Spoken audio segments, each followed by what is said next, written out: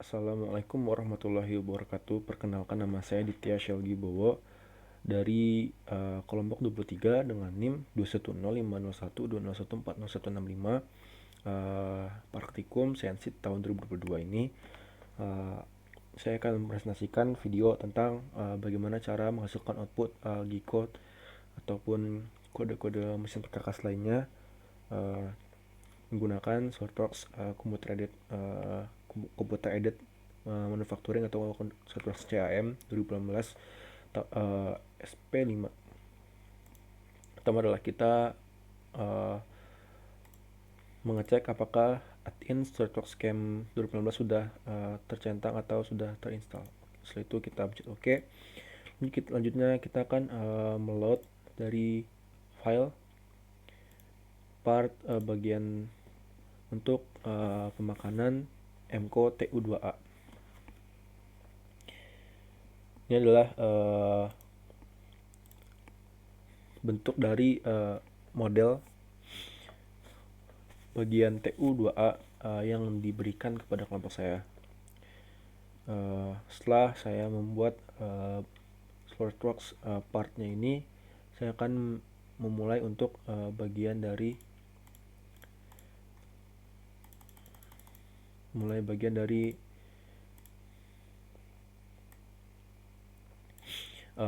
SolidWorks CAM-nya. Pertama, kita harus define machines-nya di tab SolidWorks CAM.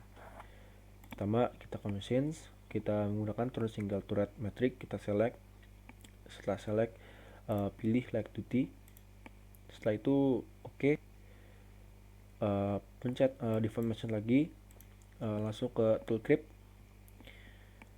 Kita hanya memakai nomor 4 karena yang ada di lab CNC hanya nomor 4. Begitu nomor 1, 2, 3 dan yang lainnya kita bisa remove karena kita tidak membutuhkannya. Dan untuk tool gripsnya sendiri, kita pertama harusnya menggunakan tool grip 2 rear metric ini. Oke. Lanjut ke post prosesornya. Software yang digunakan untuk sebagai konfigurasi mesin yang MCO TU2A itu kita menggunakan Mach 3. Tapi di sini sebagai output coding yang berbasis dari softwarenya itu tidak ada yang Mach 3. Oleh karena kita memilih yang paling dekat itu T2 Assist Tutorial. Kita pilih. Setelah itu mesin setup kita biarkan default, lalu kita edit untuk caknya.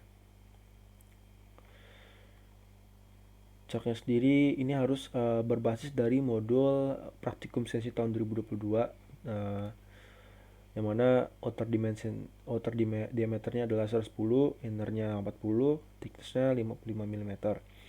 Untuk jauh parametersnya jauhnya out, lalu number of stepnya kita ganti jadi 3, dan untuk widthnya ini 5 mm.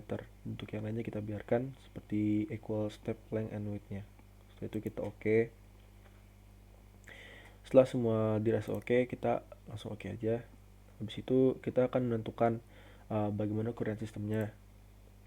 Nah, pertama-tama kita juga harus memperhatikan apakah koordinat sistemnya sudah sesuai dengan koordinat yang ada di MCO TU2A ya turning, yang mana X mengarah ke kita dan Z adalah mengarah ke kanan. Oleh karena benda kerja awal adalah silinder sebelum dipahat, maka kita menggunakan stok vertex yang kita harus memilih untuk stok vertexnya itu adalah di titik nolnya di tengah pusat yang kanan. Untuk X-nya juga harus ke kita dan Z-nya ke kanan. Jika ada arah yang berlawanan, kita bisa menggunakan flip. Oke. Setelah itu kita lanjut ke stock manager untuk memilih bahan dari benda kerja kita. Di sini kita pilih 601T6 untuk menggunakan aluminium karena yang digunakan pada lab CNC untuk praktikum adalah aluminium. Nah, untuk keperluan silahkan pakai yang lain. Stock type-nya kita gunain front bar stock yang silinder. Untuk yang lainnya kita biarkan.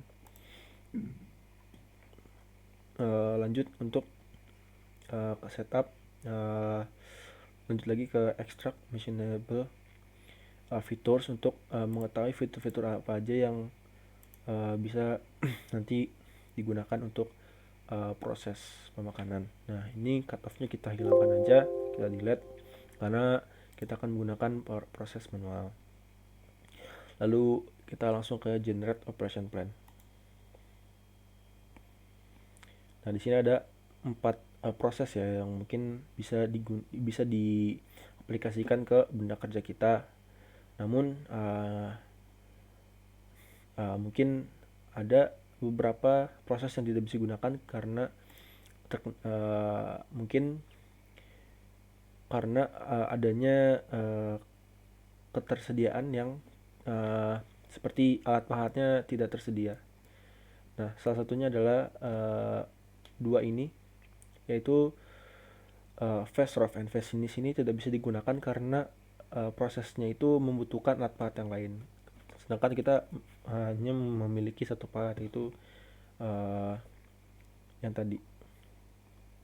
Setelah itu kita bisa simulate toolpath untuk mengetahui bagaimana simulasi dari toolpath itu sendiri, simulasi dari pemakanannya seperti ini. Ini adalah pahat yang kita gunakan di lab CNC, dimulai dari yang keluar dan berangsur-angsur kepada yang lebih dalam. Nah, sudah selesai. Lalu untuk mengetahui apakah pemakanan ini sudah sesuai dengan dimensi yang diinginkan, kita pencet show difference. Ternyata ada beberapa titik yang tidak bisa dimakan secara efisien karena alat yang digunakan, alat pahat digunakan hanya satu. Jadi ada tidak bisa dijangkau oleh alat pahat yang kita miliki. Setelah itu tidak apa-apa. Lalu kita oke. Selanjutnya kita akan lihat untuk step through toolpath-nya juga mirip-mirip yang tadi. Oke. Kita langsung ke post process untuk mengenerate dari G-code yang akan kita dapatkan.